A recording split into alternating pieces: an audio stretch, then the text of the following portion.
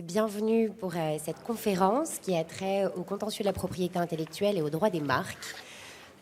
Nous avons choisi avec ce beau panel d'invités de dériver un peu et d'aller côtoyer les appellations d'origine contrôlée en parlant, c'est sans doute un peu tôt pour nos papilles, mais en parlant champagne.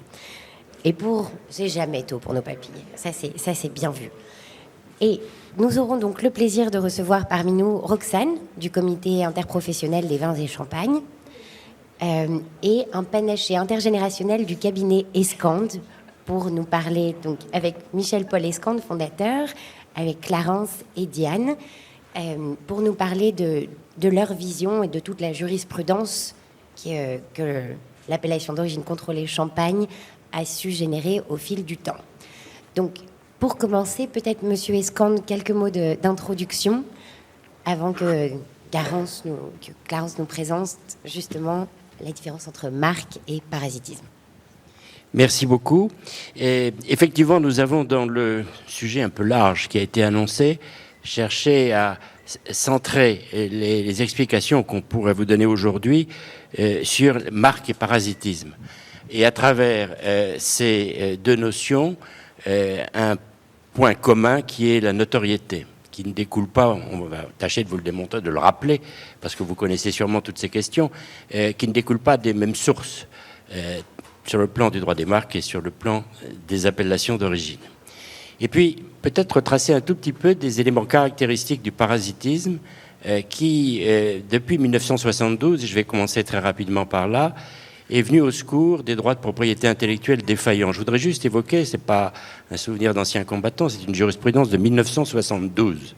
Cartier avait décidé de sévir contre Piaget, Baume&Mercier et d'autres fabricants de montres qui copiaient son très célèbre modèle tank. Modèle tank avec des brancards qui est évocateur des conflits de 14-18 et qui est un modèle qui connaissait depuis des années un immense succès, qui était un des modèles piliers du catalogue de la maison Cartier. Et donc, une assignation a été lancée par Cartier contre ces différents fabricants qui imitaient le modèle et qui commercialisaient des montres très proches sur le plan esthétique. Cartier s'est aperçu très rapidement, pendant l'instruction du procès, qu'elle n'avait pas les droits qu'elle invoquait. C'est-à-dire que le modèle tank a été créé par Louis Cartier, alors qu'il avait un fonds de commerce à titre personnel. Il a ensuite constitué une société et ses conseils de l'époque ont omis de transférer les droits de création à la société personne morale, qui s'est donc trouvée irrecevable à invoquer les droits de propriété littéraire et artistique pour soutenir la contrefaçon à travers la copie qu'ils invoquaient. Et tant le tribunal que la cour d'appel ont repris, je m'en souviens, une phrase dans les dernières pages, une écriture de mon confrère Combeau qui plaidait pour Cartier, à défaut, dire que les différents fabricants se sont rendus coupables de concurrence déloyale et parasitaire. Et le tribunal a constaté l'irrecevabilité, il était difficile de faire autrement, et a constaté également que par la copie servile, c'est un point important, on y reviendra tout à l'heure, par la copie servile, les différents autres fabricants se sont rendus, tous sauf un en première instance, mais peu importe, se sont rendus coupables de concurrence déloyale et parasitaire. Et là, on parlait d'un seul trait, de la concurrence déloyale et du parasitisme. Professeur Le Tourneau, qui est un des grands auteurs de l'époque, disait que le parasitisme n'était qu'un département de la concurrence déloyale. Et il faudra attendre la cour d'appel pour qu'il soit repris la notion d'investissement, la publicité qui avait été faite et la notoriété, et expliquer que, en commercialisant des montres très proches de celles de la maison Cartier, des montres tank, eh bien, tous ces concurrents détournaient la notoriété qui avait été capitalisée par le succès, à travers le succès qu'avait rencontré la maison Cartier. Voilà, 1972-1973 pour l'arrêt de la Cour d'appel. C'est une des toutes premières décisions sur une notion qu'on va évoquer pendant les instants que nous partageons avec vous. Clarence, pour vous.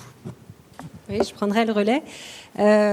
Donc le parasitisme, à la différence des marques, n'a pas son droit spécifique codifié, mais résulte d'une construction prétorienne grâce aux juridictions, un peu avec l'aide des avocats parfois, pour construire un droit propre pour protéger les acteurs économiques du parasitisme. Et cette construction repose sur un texte, un article que vous connaissez peut-être, l'article ex 1382, actuellement 1240. Tout fait quelconque de l'homme qui cause à autrui un dommage oblige celui par la faute duquel il est arrivé à le réparer. Donc sur ce texte qui régit la responsabilité civile, on a construit le régime du parasitisme, comme ce qui a été fait également pour la concurrence déloyale, qui est parfois invoqué aux côtés du parasitisme, parfois à l'occasion des actions en contrefaçon, soit de façon complémentaire, soit de façon subsidiaire.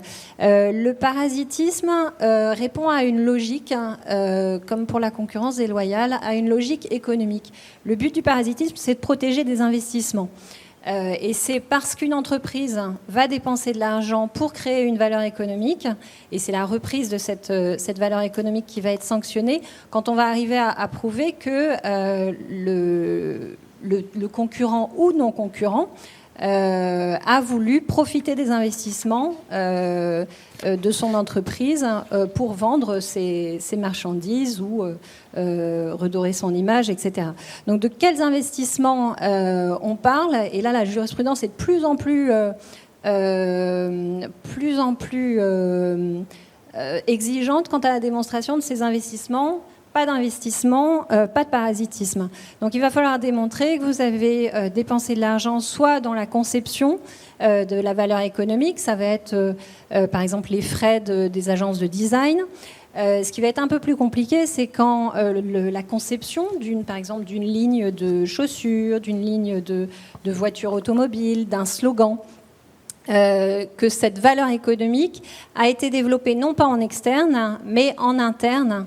Et là, il va falloir arriver à montrer que le temps de travail en interne a été consacré à cette valeur économique. Donc en amont, essayer de tracer ces dépenses, de les affecter comptablement à cette valeur pour, dans le cas où cette valeur a été reprise par un tiers mal intentionné, pouvoir montrer que ces dépenses étaient bien attachées à cette valeur économique-là et pas noyées dans la masse. Vous allez pouvoir aussi démontrer les frais qui ont été, les dépenses occasionnées à l'occasion, occasionnées par la promotion, la communication qui a été faite autour de cette valeur. Donc par exemple les frais de publicité, évidemment, il peut y avoir l'organisation de salons. Dans le secteur de la mode, peut-être l'organisation d'un défilé de mode. Tout ce qui a été mis en place pour communiquer autour de cette valeur économique. Donc c'est bien ces investissements qui vont être protégés. Et c'est le fait de reprendre la valeur économique qui sera sanctionnée et non pas un risque de confusion. Là, on va sanctionner le fait d'avoir repris, soit copié, soit évoqué une valeur économique, par exemple un slogan qui était renommé, qui a été repris dans le même secteur d'activité ou dans un secteur complètement différent. Je ne sais pas si vous avez en tête des cas de parasitisme, c'est parfois relayé par la presse. À l'époque, j'avais été marquée par un cas, vous avez peut-être vu le film Le 5e élément. Un annonceur avait repris des aspects de ce film dans une publicité, notamment le personnage principal de Lilou. Ils étaient même allés jusqu'à recruter la même actrice.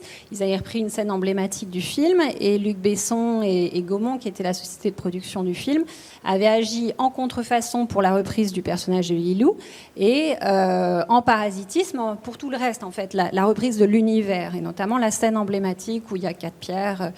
Et en première instance, le tribunal avait reconnu le parasitisme à raison de la reprise délibérée d'éléments évocateurs du film.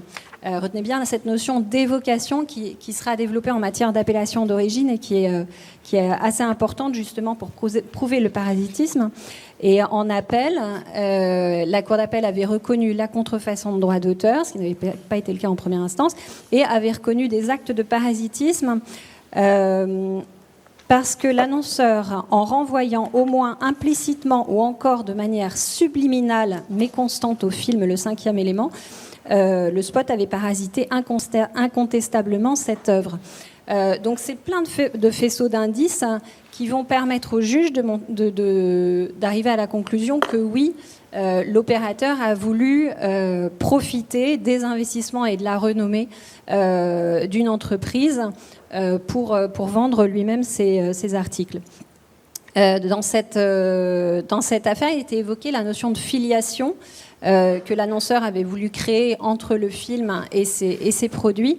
Et cette notion est aussi très importante en matière de marque renommée. Donc l'objet de notre intervention, c'est la marque et le parasitisme.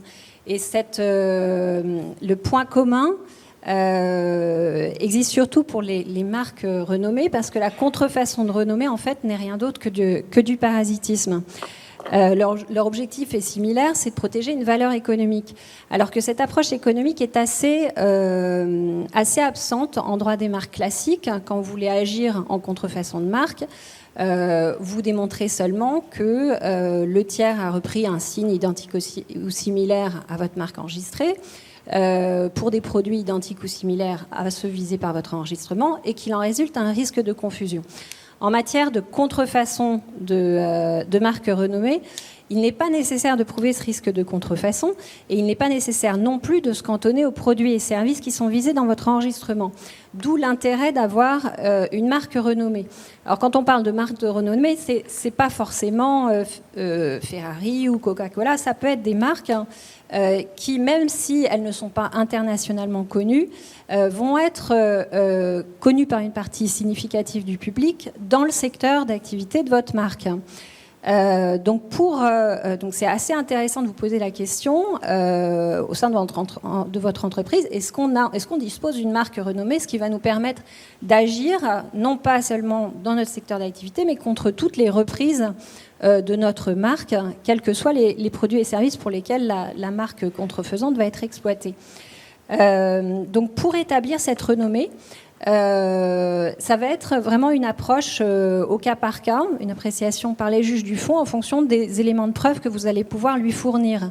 Donc là aussi, c'est intéressant en amont de pouvoir réunir des éléments qui vont, si la question se pose, pouvoir vous permettre de démontrer la renommée de votre marque et d'être efficace dans votre action en contrefaçon. Donc le juge va regarder quoi ? Il va regarder les parts de marché qui ont été réalisées grâce à votre marque, le périmètre géographique de votre marque, sachant que pour une marque de l'Union européenne, il n'est pas nécessaire de démontrer une exploitation, la renommée de cette marque dans tous les pays de l'Union européenne. Parfois, ça peut être cantonné à un seul pays selon les produits et services, si cette exploitation est suffisante. Vous allez pouvoir aussi démontrer tous les budgets de communication qui ont été consacrés à cette marque renommée, l'intensité de l'usage, l'ancienneté de l'usage. Donc c'est une question qu'il faut aborder en amont pour avoir la faculté d'agir en contrefaçon de marque renommée si jamais vous apercevez qu'un tiers a repris votre marque dans un secteur différent. Avant 2019, la marque de renommée française avait un régime un peu moins favorable que la marque renommée de l'Union européenne. Depuis 2019, c'est plus le cas. Elles sont toutes les deux protégées par l'action en contrefaçon, alors qu'avant, la marque renommée française n'était protégée que par la responsabilité civile, un peu aménagée, mais responsabilité civile. Grâce à cette réforme, si vous avez une marque renommée française, vous allez pouvoir bénéficier de tout l'arsenal en matière d'action en contrefaçon. Ça veut dire, par exemple, avoir recours à une saisie contrefaçon. En matière de réparation, les dommages et intérêts vont être calculés de façon plus large parce que le Code de la propriété intellectuelle liste les postes qui vont être pris en compte lors du calcul du préjudice, et ça ne sera pas seulement le gain manqué et la perte subie, comme en matière de responsabilité civile, mais vous allez pouvoir aussi faire valoir les économies d'investissement qui ont été réalisées par le contrefacteur, ainsi que les bénéfices qu'il a réalisés. Au niveau de la prescription aussi, ça peut être plus intéressant puisque le point de départ de 5 ans ne va pas être au moment de la connaissance de la faute, mais de la connaissance du dernier acte de contrefaçon. Donc ça peut décaler le point de départ de la prescription et vous donner plus de temps pour agir contre la contrefaçon de marque. Donc comme vous l'aurez compris, la marque renommée répond à la même logique que le parasitisme, mais va être une des valeurs économiques les mieux protégées dans le cadre du parasitisme. Juste un mot pour faire la transition entre le propos de Clarence et ceux de Roxane. Il faut, à mon sens, pour bien appréhender le parasitisme dans son ensemble au-delà des marques, parler de la notion d'investissement, certes, mais une autre notion fondamentale que tout acteur économique connaît et qu'il cherche à protéger, c'est la prise de risque. Car il n'y a pas d'investissement sans prise de risque. Vous déposez une marque, elle est enregistrée, vous avez un monopole tant qu'elle est valable et qu'elle est exploitée normalement, qu'elle ne dégénère pas. Vous réalisez un investissement par une prise de risque très importante pour un produit, pour un service. Vous vous lancez dans l'exploitation de ce produit ou de ce service et tout va dépendre finalement, de manière incertaine, des risques que vous aurez pris et le succès viendra ou ne viendra pas, la protection existera ou n'existera pas, et parce que sans notoriété, il n'y a pas effectivement de protection, et c'est une protection qui, contrairement au monopole qui dure un temps délimité par la loi, qui peut être éphémère, qui peut être durable, mais qui peut être également éphémère. Avant de passer la parole à Roxane, je voudrais simplement dire un mot de la Champagne. Quand on plaide pour la Champagne, on évoque assez souvent son terroir. Vous allez en entendre parler de manière extrêmement précise et complète par Roxane. Mais la Champagne, il y a quelques siècles, était pouilleuse.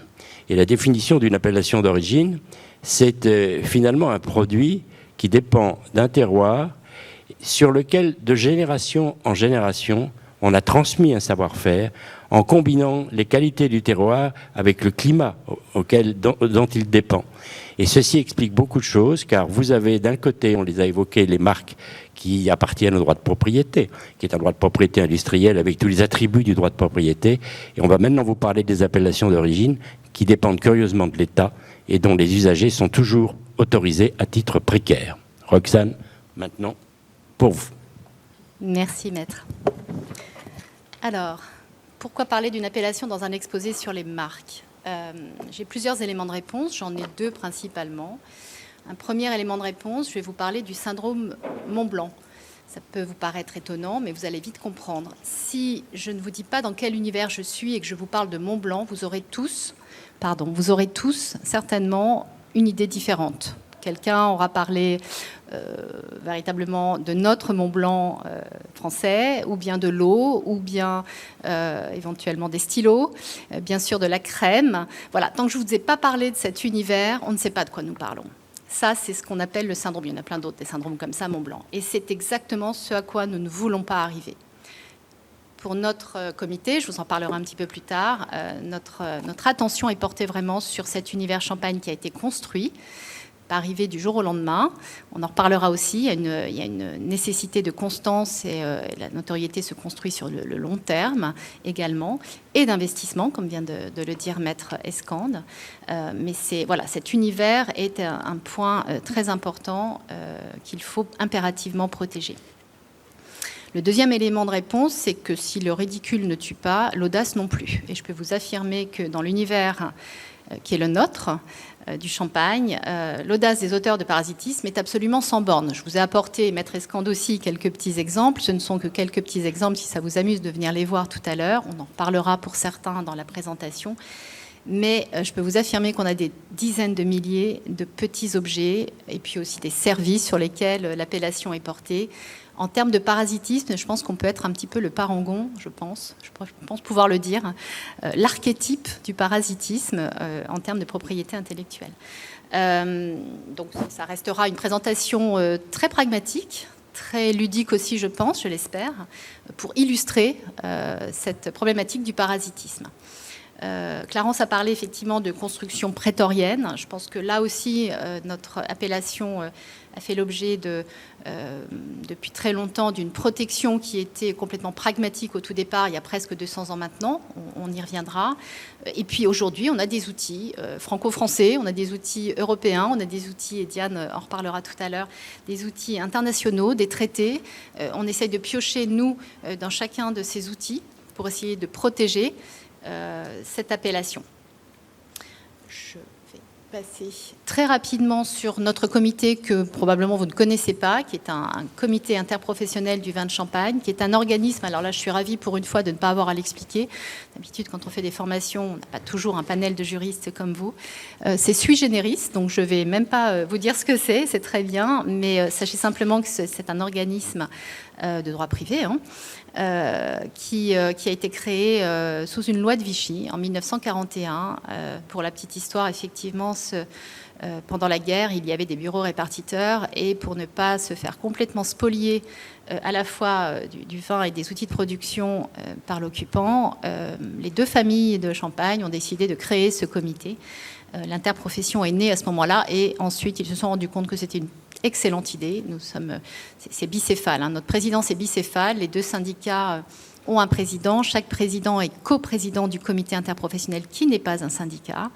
Et cette interprofession est une pierre angulaire, je pense qu'on peut appeler ça comme ça, sur la filière Champagne. On part de la vigne complètement, ou même de droits de plantation jusqu'aux expéditions, avec une grande vocation juridique, je suis là pour le dire, un observatoire économique important de la filière et puis une grande partie sur l'aspect technique et environnemental. On a la moitié de nos effectifs, on est 115 au comité, qui travaillent aux destinées de tout ce qui est de près ou de loin, technique en viti et en vini. Voilà, juste pour vous dire un petit peu qui nous sommes. J'espère que ça fonctionne. Oui, ça a l'air de fonctionner. C'est un petit motto qu'on aime présenter. Il n'est Champagne que de la Champagne. Ça va mieux en le disant, donc on le dit bien. Je vais simplement vous donner une petite idée un petit peu vulgarisée, je dirais, de ce que l'on présente comme étant une appellation, contrairement aux marques. Une appellation, c'est un petit peu ça appartient à l'État. C'est-à-dire que c'est un petit peu vous qui en êtes, nous tous, qui en sommes en quelque sorte un petit peu propriétaires. L'État est nu propriétaire de ces appellations. Il ne faut pas oublier que notre institut, nous, de tutelle au comité Champagne, c'est l'INAO, Institut national de l'origine et de la qualité, et que chaque ressortissant du comité Champagne est un petit peu l'usufruitier, en quelque sorte, de cette appellation. C'est comme cela qu'effectivement cela fonctionne.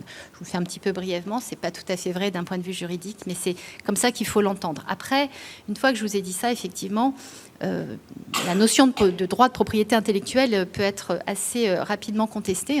Ça peut être le cas aussi pour les appellations.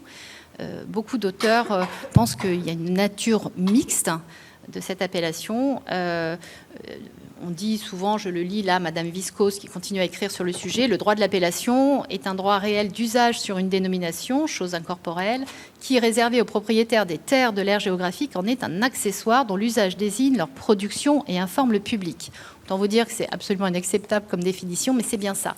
On est bien sur un signe d'État, parce que ça s'appelle un SICO, pas très joli, on n'est jamais très content d'avoir des acronymes.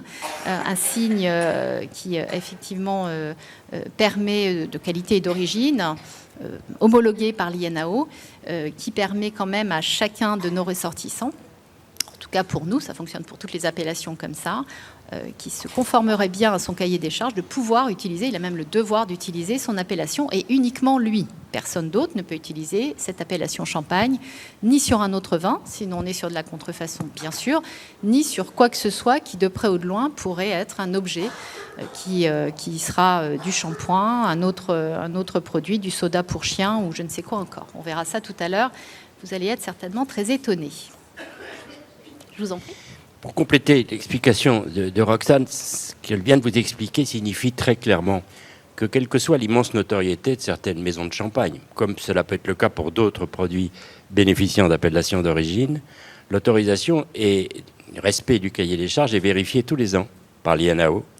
Et en cas de manque aux règles du cahier des charges, le droit d'usage est immédiatement retiré. Donc c'est là une très très grande différence avec le droit de propriété qu'évoquait Clarence tout à l'heure.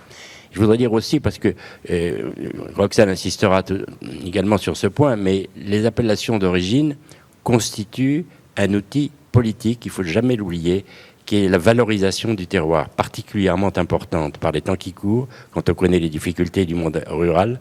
Et bien entendu, les appellations existent depuis déjà longtemps, mais elles ont toujours été considérées, toutes tendances politiques confondues, par le pouvoir comme un instrument tout à fait adapté à la valorisation du terroir. C'est un point extrêmement important.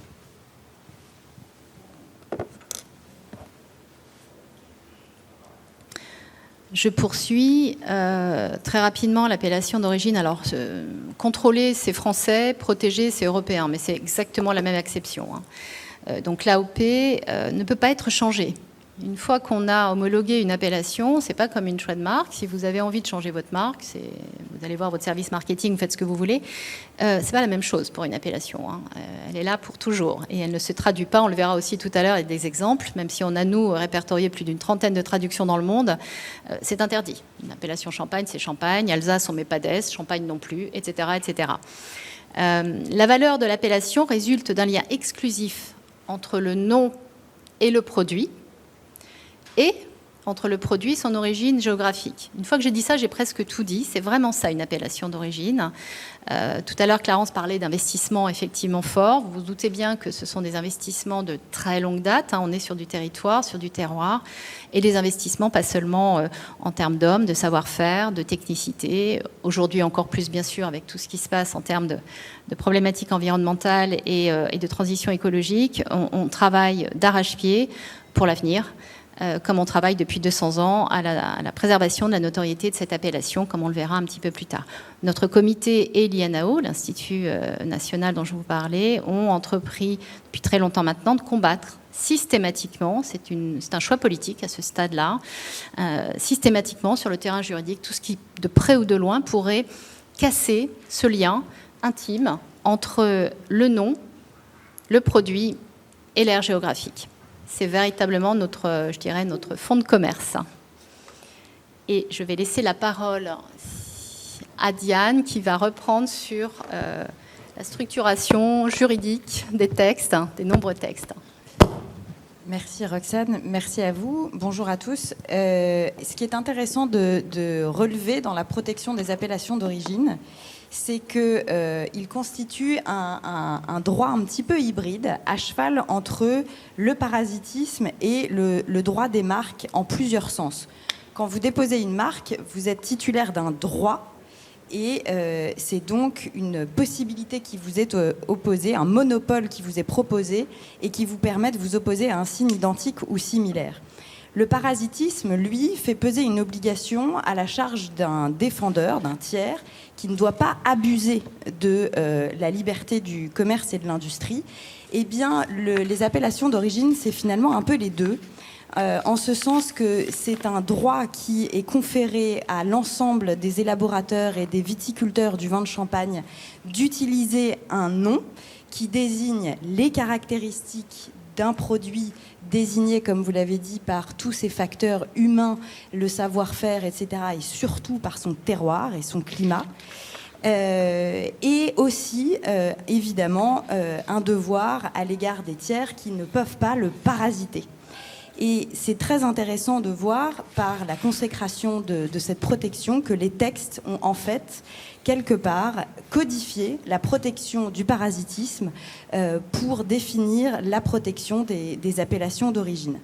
Alors, on l'a vu, elle désigne d'abord et avant tout un produit issu d'un milieu géographique, et c'est ce lien fondamental qui est protégé, auquel s'ajoute évidemment la notoriété, qui est une condition, là, de reconnaissance d'une appellation d'origine. Personne ne délivrera, aucun organisme d'État en France ne délivrera une appellation d'origine si elle n'est pas déjà notoire. Donc si aux yeux du public, elle ne désigne pas un produit avec des caractéristiques que lui confère son milieu géographique. Et c'est ça qui est intéressant et qui révèle à quel point l'appellation d'origine est proche du parasitisme, c'est qu'en fait, elle vient protéger la notoriété du produit et des caractéristiques que son terroir et son savoir-faire désignent. Elle est à ce titre, elle obéit à ce titre à un régime très particulier. Les marques sont, elles, la propriété d'une entité. Les appellations d'origine ici est un signe collectif qui est attribué à titre individuel à chacun des élaborateurs et des viticulteurs qui répondent strictement aux conditions posées par un cahier des charges qui définit, Roxane pourra l'expliciter, qui définit les conditions auxquelles les vins peuvent bénéficier de ce nom. Et elle est surtout d'ordre public, c'est-à-dire que c'est un bien que personne ne peut s'approprier, qui est perpétuel, imprescriptible et incessible, et qui va, comme Maître Escan l'a dit, servir la politique agricole quelque part de l'État. Et on verra par la suite à quel point l'État français s'en est servi en France et au-delà de nos frontières pour servir ces produits. Alors, parce que le temps passe, et je voudrais juste insister rapidement, une seconde, sur un point intéressant en comparant en 2 mots la législation française, le Code de la consommation, qui, lorsqu'il y a des produits bien évidemment similaires, emporte une interdiction absolue, lorsqu'il y a une imitation de l'appellation, et lorsqu'il y a des produits différents, qui sanctionne lorsqu'il y a un risque de détournement ou d'affaiblissement. Et c'est un signe intéressant pour tous les amateurs de la propriété intellectuelle qui comparent quelquefois les titres nationaux et les titres communautaires. Le règlement communautaire, qu'évoquait Diane tout à l'heure, le règlement communautaire est beaucoup plus virulent pour la protection des appellations, puisque c'est l'exploitation de la renommée, quelles qu'en soient les conséquences, qui est sanctionnée. Voilà, le temps presse. Roxane, je vous repasse à voir. Dans des illustrations et des outils de lutte. On va faire malheureusement rapide et surtout n'hésitez pas à revenir vers nous, vers moi, si vous avez des questions précises. En tout cas, l'idée est effectivement de faire rapide mais efficace. Premier arrêt, décision de justice en Champagne, 1843. Ça vous montre, avant même que l'acception du mot appellation n'existe, il n'y avait pas d'aire d'appellation, il y avait juste des producteurs. On est déjà sur une volonté des Champenois de travailler sur la protection de leur appellation. Alors, ce n'était pas tout à fait sur le mot Champagne, c'était sur le mot Haï et Verzy, qui sont 2 crus de Champagne, mais néanmoins, les juges ont effectivement, première décision de justice et deuxième, ensuite en Cour suprême, protégé les producteurs de vin. Il n'était pas question que des Tourangeaux prennent le mot Haï et Verzy sur des bouchons et des bouteilles de cette partie du monde. La Champagne devait rester en Champagne. Et ça, c'était bien avant que nous ayons des textes. Parce qu'on parlait tout à l'heure de volonté d'investissement, c'est pour ça, c'est vraiment très très ancien en Champagne et c'est une volonté depuis cette époque-là et ça ne s'est jamais arrêté. Première chose, on est vraiment dans le vif du sujet, on est sur de la contrefaçon véritablement, donc là, au sens douanier du terme. Vous voyez, il n'y a rien qui ressemble plus à une bouteille de vin de Champagne qu'une bouteille de vin qui n'est pas du Champagne. En l'occurrence, c'est, je ne vais pas faire de publicité, mais un crément de Bourgogne vraiment très bas de gamme, qui se trouve dans cette bouteille, pourtant estampillée Champagne Le Carrosse, qui n'existe absolument pas, qui a été trouvée, on l'estime, sur 3 ans, 800 000 bouteilles, 800 000 exemplaires. Donc en Espagne, dans des cortes inglaises. Croyez-moi sur parole, vous ne le verrez pas beaucoup, mais sur l'étiquette, la contre-étiquette qu'on trouve sur la droite, Épernay est indiqué, mais il manque un E. Et c'est comme ça qu'un consommateur amateur éclairé a repéré qu'il y avait une petite faute d'orthographe. Ça arrive encore quand même beaucoup que les contrefacteurs fassent des fautes d'orthographe, heureusement pour nous. Voilà. Et puis évidemment, ensuite, on a fait faire des analyses, puisqu'on a tout ce qu'il faut pour faire ces analyses. Il y avait une absence du mot champagne dans le bouchon, ça je vous le dis pour vous tous, parce que c'est pas une évidence, mais effectivement, quand vous ouvrez votre bouteille de champagne, je vous souhaite de le faire, aujourd'hui ou plus tard, il faut que le nom de l'appellation soit à l'intérieur de ce qui est protégé, vraiment dans le goulot de la bouteille. Il faut vraiment que l'appellation soit dedans. Ça fait partie des choses, voilà, du cahier des charges, c'est impératif. Si ce n'est pas le cas, vous m'appelez. Très simplement, c'est comme ça. Très rapidement aussi, l'origine France, ça paraît évident, puisqu'on parlait bien d'une origine géographique. Eh bien, regardez, vous avez de la méthode champenoise d'Inde, vous avez du Champagne Project of Australia, ce sont des vieilles étiquettes, hein. Aujourd'hui, ça ne serait plus possible, on est bien d'accord. Je ne parle pas de celui du milieu qui vient d'Iran. Et puis, on peut l'évoquer, je vais survoler parce que nous n'y arriverons pas, mais bien sûr, je suis à votre disposition pour répondre à tout cela. Le California Champagne à droite, qui est donc un vin mousseux aux États-Unis. Vous le savez peut-être, on a un petit peu de mal partout dans le monde. On est assez présent en termes de protection, mais on a quand même deux énormes parties que sont la Russie, on pourra en reparler si vous voulez, et les États-Unis. États-Unis, c'est un petit peu problématique, mais on travaille sur du semi-générique. On a réussi à avoir des accords depuis finalement peu de temps, 2006, qui ne sont pas satisfaisants. On y travaille, mais on est plus sur l'ordre du lobbying, je dirais. En tout état de cause, on peut trouver aux États-Unis, et uniquement aux États-Unis, du California ou du Rhode Island ou du New York Champagne. Il faut un délocalisant en plus de champagne, qui est donc un semi-générique. C'est un petit quelque chose qui... Monsieur Escande veut que je m'arrête de parler, mais je ne vais pas y arriver. Non. Presque 5 minutes, hélas. Bon, voilà. Donc, si vous voulez qu'on rediscute des États-Unis particulièrement, je le ferai avec grande joie. En tout cas, ce genre de bouteille chez nous, c'est de la contrefaçon. Ou dans n'importe quel État du monde qui est protégé, on a 127 États dans le monde qui reconnaissent, pour des produits similaires, effectivement, la protection des appellations. Donc, ce genre de produit partout ailleurs, en Chine, par exemple, ce serait effectivement de la contrefaçon. Mais aux États-Unis, c'est possible sous certaines conditions. J'espère que j'y suis. Pas de traduction, je vous l'ai évoqué rapidement tout à l'heure, effectivement. Vous voyez comment les choses peuvent arriver. Sampagnetis, on a, croyez-moi sur parole aussi, du thaïlandais. Bien sûr, beaucoup d'espagnol, champagne avec de le tilde. Champagne d'Éthiopie avec un S. Voilà, tout est possible. Et je ne vous parle même pas de la Ruski et Champagne-Skoye. Je vous en ai apporté un exemplaire ici. Et on pourra évoquer éventuellement cette problématique si on a le temps et si ça vous intéresse de ce qui est arrivé par rapport à cette acception Champagne-Skoye sur nos vins suite à la loi au mois de juillet russe. Oui. Voilà. J'ai du mal à voir. Oui, là nous sommes sur des retenues. Retenues, saisies, destruction.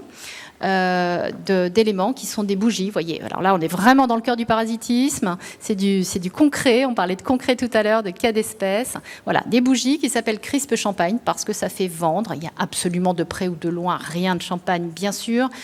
Je vous laisse regarder un petit peu ce qu'il en est. En dessous, c'est moins évident, vous le verrez moins, mais croyez-moi sur parole, c'est un petit chubby. Il y a quand même 106 000 bouteilles, et c'est le cabinet Escande qui est en charge de tout cela aussi, en retenue, saisie et destruction totale. Là, on est sur de l'arôme champagne. Donc, c'est même plus la dénomination de vente, mais juste l'arôme champagne, retenu par les douanes du Havre, Diane, je crois, je me souviens, oui, je ne sais plus si c'est Dunkerque ou le Havre, c'est le Havre. Voilà, et c'était en transbordement, c'était intéressant, destiné aux Pays-Bas. Des petites choses que nous combattons sans aucune difficulté. Alors, peut-être en guise de conclusion, vu qu'on s'approche malheureusement de la fin, on a donc une foule de produits qui sont contrefaits en utilisant l'appellation champagne. Sur les moyens de lutte contre toutes ces dérives, est-ce que vous pourriez nous faire un petit résumé ? Non, je ne peux pas faire un résumé, ça ne va pas être possible. Alors, les retenues douanières, bien sûr. En fonction des pays, vous l'aurez compris, on ne peut pas agir partout de la même manière. C'est pas possible. On a une forte volonté d'agir sur tout ce qui serait... je vais les passer quand même. Je vais juste les passer comme ça. Si ça vous convient, ça permettra d'avoir un visuel et c'est beaucoup plus parlant. Là, c'est une destruction en Inde pour vous montrer qu'on agit évidemment partout. Ici, je pense, je n'arrive pas à le voir, que ça concerne des biscuits flûte de champagne en Suisse. Et c'était impressionnant parce qu'effectivement, nous sommes sur un petit village du canton de Vaud qui s'appelle Champagne. Donc, c'était problématique. Et on a une deuxième partie de ce problème sur des vins de la COP de Bonvillars qui s'appelaient des vins de champagne, trop faciles, pour lequel il a fallu agir également. C'est pour vous dire qu'on peut agir à la fois effectivement sur le terrain des particuliers, du commerce, qui était le cas pour ces biscuits par exemple. Évidemment, je vous montre des choses sur lesquelles nous avons gagné, grâce au cabinet Escande notamment, et puis aussi sur des terrains, là c'était le tribunal administratif fédéral, donc on est absolument sur tous les terrains pour répondre un tout petit peu à votre question. Des actions pour lesquelles... J'arrive pas à voir. Là, je pense que je suis sur les noms de domaine, c'est ça ? gros problème et un puissant fond sur les noms de domaine. Des procédures alternatives nous permettent d'agir sur différents pays.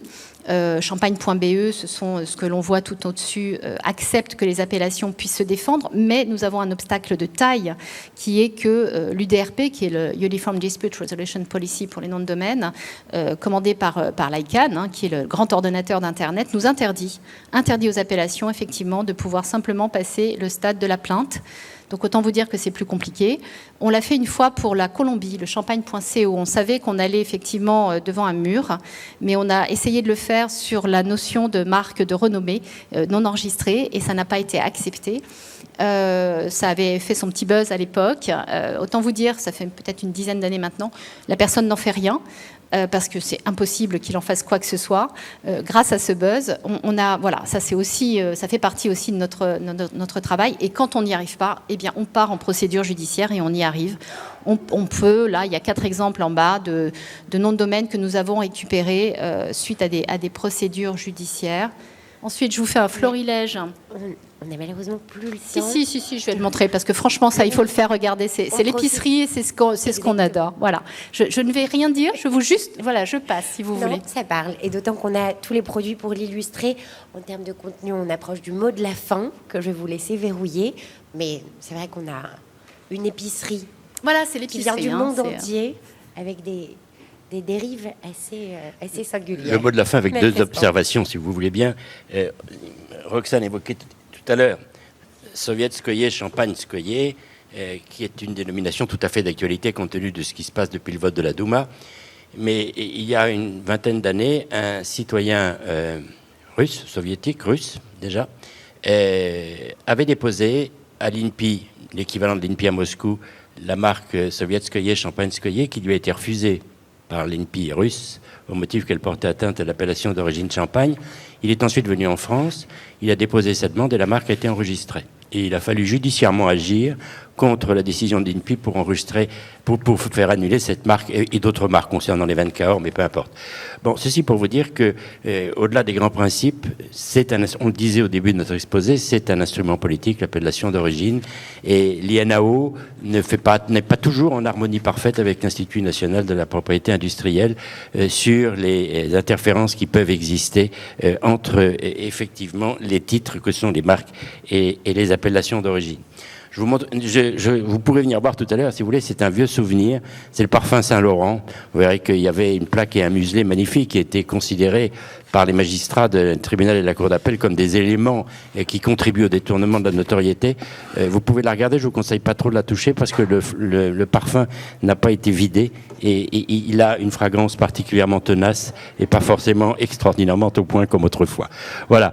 Les appellations d'origine, les marques de renommée, c'est la défense à travers les actions des organismes comme le comité interprofessionnel du vin de Champagne, mais il en existe énormément pour le Roquefort dans toutes les interprofessions qui gèrent des appellations d'origine sur le territoire français. C'est une lutte magnifique et très agréable parce que la défense du terroir a une dimension humaine et politique, particulièrement aujourd'hui, qui est extrêmement valorisante. Voilà ce qu'on peut dire sur les caractéristiques qui permettent le combat de la renommée. Merci à tous. C'est frustrant, c'est tellement fascinant comme sujet. Donc, je vous invite à venir voir les différents éléments. On a du shampoing, du parfum, du champagne pour chien et autre horreur, du shampoos. Pas du champagne pour chien, non, pas du tout. Il ne faut pas dire champagne. Voilà, c'est shampoos, c'est celui que vous avez à l'écran, effectivement, et c'est vraiment un soda pour chien, pour le coup anglais. De Woof and Brew, ça s'improvise pas, ça. Exactement. Donc, merci de votre attention et je vous invite à vous diriger vers le déjeuner d'affaires qui aura lieu dans la salle juste à côté sur votre droite. Merci beaucoup.